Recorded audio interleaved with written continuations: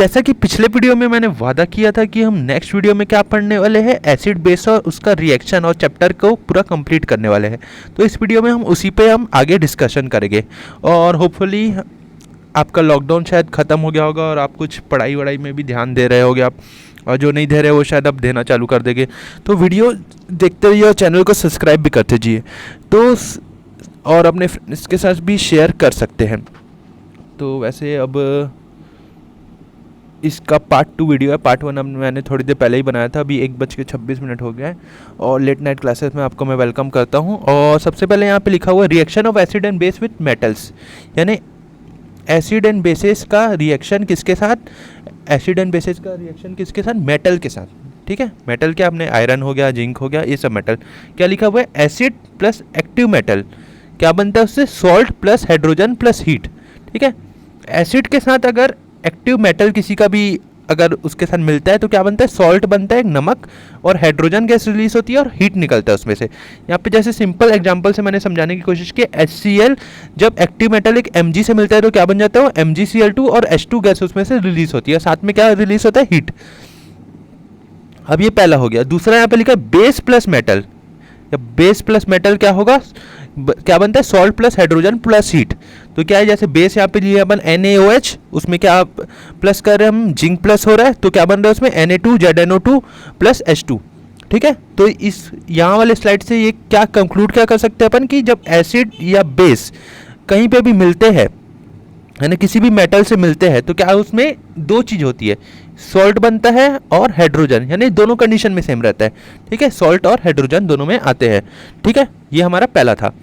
अब ये हमारा दूसरा है reaction of acid with metal carbonates and bicarbonates.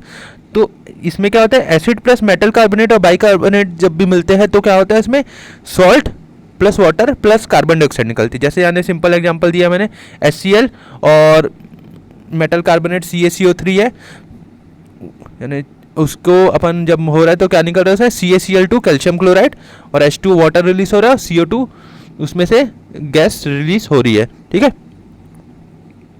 तो ये क्या था, reaction of acid with metal and carbonates and bicarbonates. उसके बाद है अपना न्यूट्रलाइजेशन रिएक्शन। तो ये अपना क्या है, एसिड प्लस बेस जब मिलते हैं, एसिड और बेस जब मिलते हैं तो क्या बनता है, सॉल्ट प्लस वाटर। ठीक है, जैसे यहाँ पे ये HCl है, HCl उसमें जो MgOH2 बन रहा है, MgOH2 जो बेस है, दोनों जब मिल रहे हैं तो MgCl2 एक क्या बन रहा है, सॉल्ट, उसमें से वाटर अलग से रिलीज हो रहा है। तो इस रिएक्शन को जहाँ पे एसिड प्लस बेस बन के जब सॉल्ट और वाटर बनते हैं उसको क्या कहते हैं हम, न्यूट्रलाइजेशन रिएक्शन कहते हैं। अब आगे देखते हैं आगे हम इस चैप्टर में बात करने वाले हैं यूनिवर्सल इंडिकेटर के बारे में। ये चैप्टर का बहुत इंपॉर्टेंट टॉपिक है, इसी से क्वेश्चन आते हैं, मोस्टली आते हैं। तो देखते हैं, इसको आप ध्यान से जरूर देखना। तो इसमें है क्या लिखा हुआ है, सबसे पहले यहाँ लिखा हुआ है, a universal indicator has a pH range from 0 to 14। मैं आपको पहले दिखाई देता हूँ सबसे बढ़िया। तो क्या है, 0 से 14 तक इसकी रेंज रहती है। यहाँ पे 1 आएगा, ये यहाँ पे 1 to 14 that indicate the acidity और alkalinity of a solution. A neutral solution has pH 7। तो यहाँ पे कहना ये चाहते हैं कि न्यूट्रल रहता है अपना 7।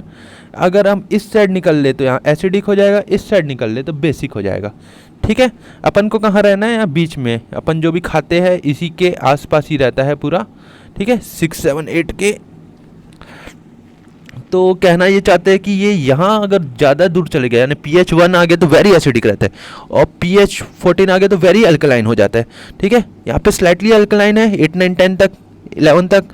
ठीक है, और ये यहाँ पे भी स्लाइटली एसिडिक है, ये वाला, ये सब एरिया। ठीक है, तो अपन को मेनली 7 में फोकस करना है। हमारा जो मेन है 7, और इस साइड में एसिडिक, इस साइड में एसिडिक, इस साइड में बेसिक, याद रखना। यानी कि चालू कहाँ से होता है, ये acidic acidic acidic acidic acidic acidic, फिर थोड़ा न्यूट्रल होते होते होते यहाँ पे न्यूट्रल होते होते फिर basic basic basic basic basic basic और हाईली बेसिक। तो ऐसे ये इसका एक pH स्केल रहता है अपना। तो यहाँ पे क्या लिखा है, pH ऑफ प्योर वाटर, जो अपन पानी पीते हैं, जो भी खाते पीते हैं, उसका क्या रहता है अपना, कितना है उसका pH लेवल, 7 है। pH scale ranges from 0 to 14 यहाँ पे बोल रहा है। और if pH is greater than 7, or pH is smaller than 7 तो क्या होगा acidic, pH is greater than 7 क्या होगा बेसिक सॉल्यूशन। ठीक है, अब आगे हम करते हैं इसमें इंपॉर्टेंस ऑफ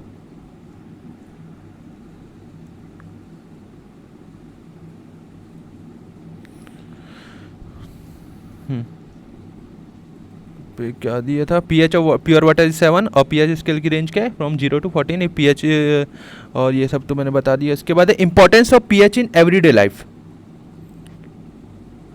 तो एवरीडे लाइफ में pH की रेंज बतानी है अपन को, तो क्या लिखा है सबसे पहले pH sensitivity of plants and animals.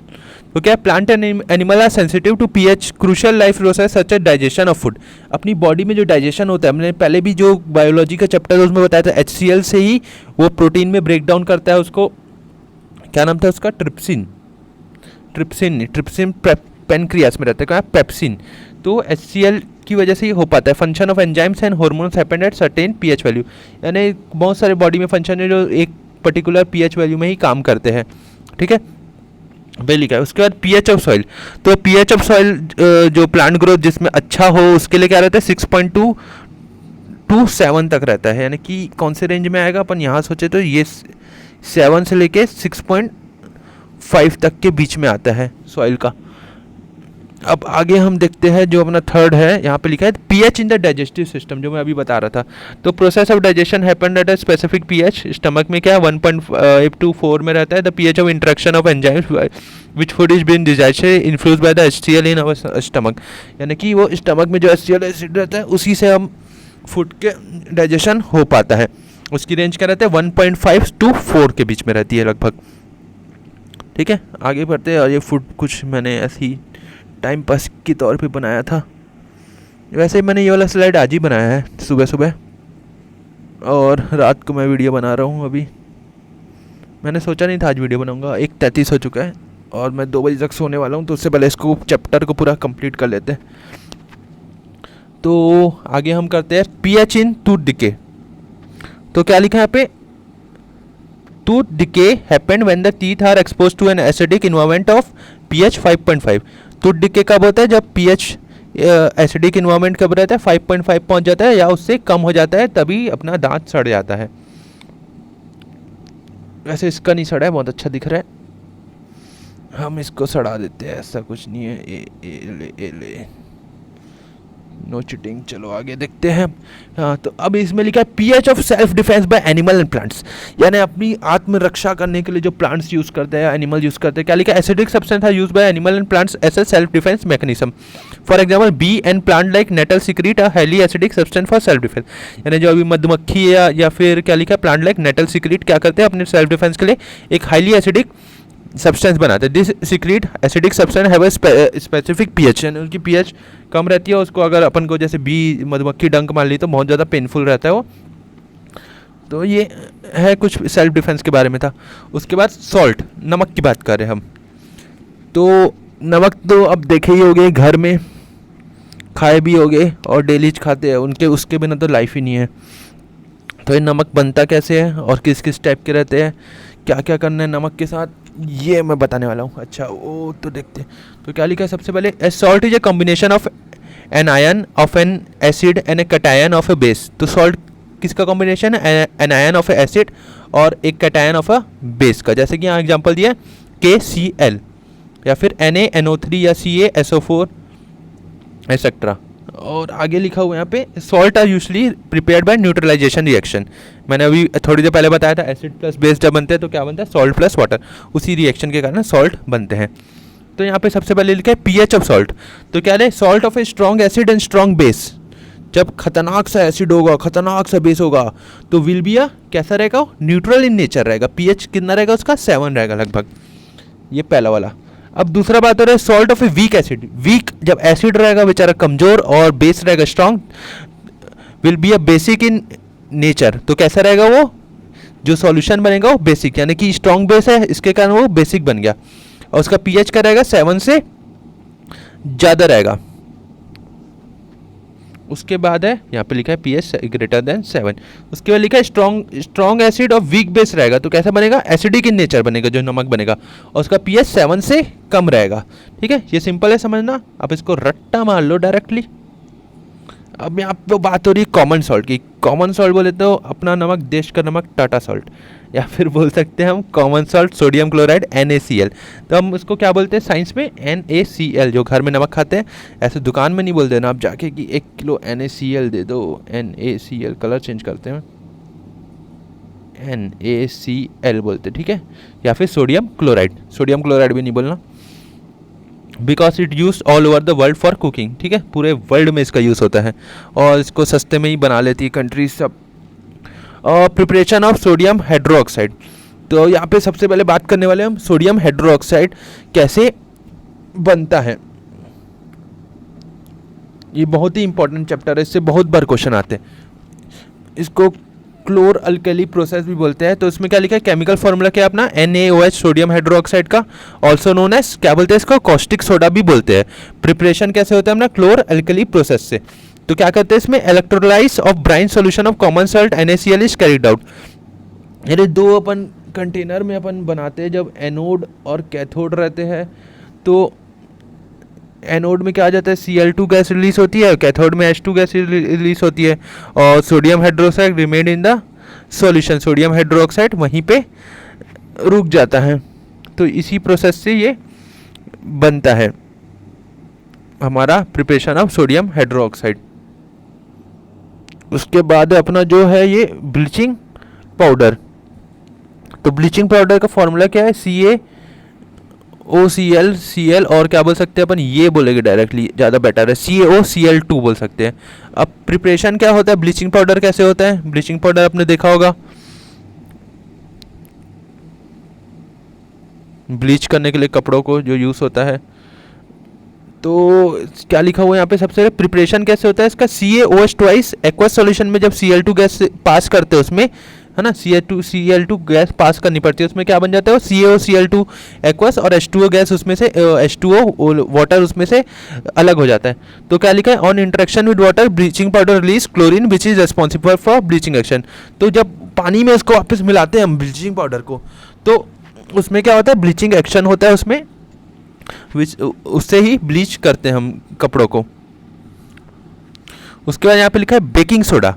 Baking soda cake वेक बनाने में यूज़ होता है अपन को, और टेक्सटाइल इंडस्ट्री में, पेपर बनाने में, डिसइंफेक्टेंट में भी यूज़ हो रहा है। कोरोना वायरस के बारे में तो सुनी होगी, अब ये डिसइंफेक्टेंट में भी यूज़ होता है। अब केमिकल नेम क्या है इसका, sodium hydrogen carbonate, sodium hydrogen carbonate याद कर लेना आप। उसमें केमिकल फॉर्मूला क्या है इसका, NaHCO3, ठीक है, सोडियम हाइड्रोजन कार्बोनेट, कार्बोनेट को CO3 लिखते हैं हम। उसके आगे हम देखते हैं क्या लिखा हुआ है यहाँ पे, इसको प्रिपरेशन का क्या बोलते हैं, सॉल्वे प्रोसेस बोल सकते हैं हम इसको। Solvay process, core alkali process जरूर आता है लेकिन सॉल्वे प्रोसेस बोल के कभी नहीं आया अभी तक। तो क्या बोल सकते हैं इसमें, लाइमस्टोन इज हीटेड, क्या बोलते हैं, CO3 को गर्म करते हैं तो CaO और CO2 उसमें अलग हो जाता है। उसके बाद क्या लिखा है, CO2 is pass through a concentrated solution of sodium chloride and ammonia. तो उसमें पास करते हैं अपन concentration solution of sodium chloride and ammonia का, तो क्या हो गया यहाँ पे बनाया हुआ ये NaCl plus ammonia plus CO2 plus H2O, क्या होता है उसे, NaHCO3, यानी कि क्या बन जाता है हमारा बेकिंग सोडा। यानी क्या क्या चाहिए उसमें अपन को, सोडियम क्लोराइड चाहिए वाला, NH3 अमोनिया चाहिए, CO2 गैस चाहिए, H2O वाटर चाहिए, तो क्या बन जाएगा अपना बेकिंग सोडा बन जाएगा, और NH4Cl भी उसके साथ बन जाएगा। तो ये कहाँ का यूज़ होता है, ये हमारा कहाँ कहाँ होता है, टेक्सटाइल इंडस्ट्री में यूज़ होता है, पेपर इंडस्ट्री और डिसइंफेक्टेंट में। तो इसको भी आप नोट जरूर कर लेना। उसके बाद हो रही है हमारी बात वॉशिंग सोडा की, यानी कपड़े वपड़े धोने में जो काम आता है अपना घर में, आपने देखा ही होगा। तो वॉशिंग सोडा कैसे बनता है, केमिकल नेम क्या है इसका, सोडियम हाइड्रोजन कार्बोनेट। तो ये बेसिकली उसके वाला सिंपल और सेम है। इसको मैंने कुछ गलती नोट कर लिया है, इसको आप अभी रहने दीजिए, मैं इसको नेक्स्ट वीडियो में बता दूंगा। आगे है हमारा ये प्लास्टर ऑफ पेरिस। तो प्लास्टर ऑफ पेरिस की बात हो रही है यहाँ पे। तो प्लास्टर ऑफ पेरिस को क्या, अब यहाँ पे लिखा हुआ है ये CaSO4 0.2 H2O इंटू, यानी यहाँ पे पॉइंट यानी 2 on heating eight 100 degree Celsius या 370 के में क्या बन जाता है, CaSO4 और पॉइंट साथ में हाफ H2O एंड 3/2 H2O उसमें अलग होती है। तो CaSO4 point H2O is plaster of Paris, जो है ये हमारा CaSO4 पॉइंट इंटू यानी 1/2 H2O प्लास्टर ऑफ पेरिस रहता है। आगे लिखा हुआ है CaSO4 is H2O mean which two formula unit of CaSO4 share 1 molecule of water, यानी कि दो CaSO4 क्या एक वाटर के मॉलिक्यूल को लोग हैंडल करते हैं, ठीक है, दोनों मिलके एक को करते हैं। तो यूज़ क्या करते हैं इसमें, हीलिंग फ्रैक्चर या पीओपी करने के लिए प्लास्टर ऑफ पेरिस सुने होंगे, या फिर मूर्तियाँ बनाने के लिए गणेश जी की मूर्ति, या फिर बहुत सारी मूर्ति बनाने के लिए अलग अलग टाइप्स में यूज़ होता है इनका। तो ये वाला टॉपिक मैं वॉशिंग सोडा का फिर से आपको नेक्स्ट वीडियो में बता दूंगा। वैसे तो ये चैप्टर मेरी तरफ से फिनिश हो चुका है, आपको लगता है कि कुछ छुटा गया है तो मैं उसके लिए भी एक वीडियो अलग से बना दूंगा। इसके साथ मैं आपको इंपॉर्टेंट क्वेश्चन भी देने वाला हूँ इस चैप्टर के। तब तक के लिए चैनल को सब्सक्राइब कीजिए, थैंक यू। और अभी हो गया है सोने का टाइम, तो हो है गुड नाइट।